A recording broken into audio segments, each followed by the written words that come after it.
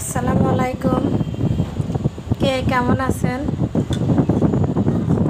আজকে আমি চচ্চড়ি করব ছোট মাছ দিয়ে, আলু বেগুন দিয়ে। তেল দিয়ে দিচ্ছি।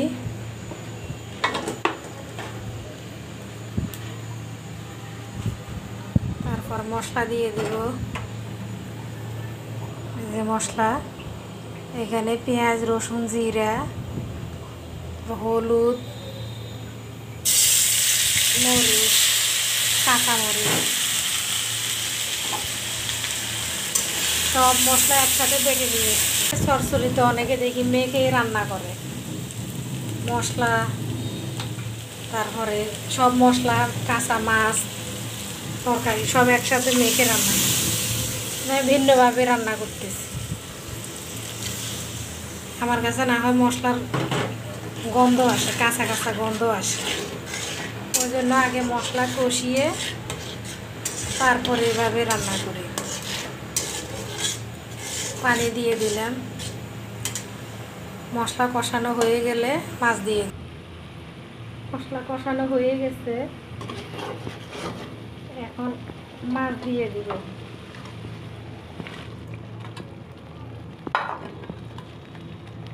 মাছগুলো হালকা একটু কষানোর পর বেশি করে একটু পানি দিয়ে দিব, যাতে মাছগুলো ভেঙে না যায়।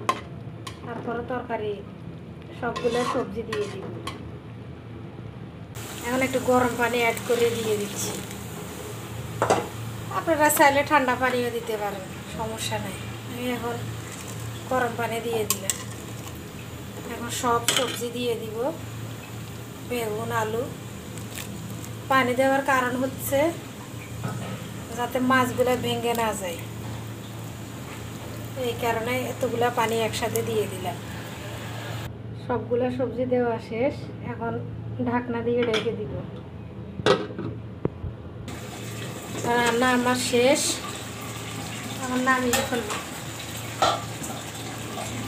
হালকা একটু মাখা মাখা রাখলাম। এই যে মাছ একটাও ভাঙে নেই, সব গোটা গোটা আছে।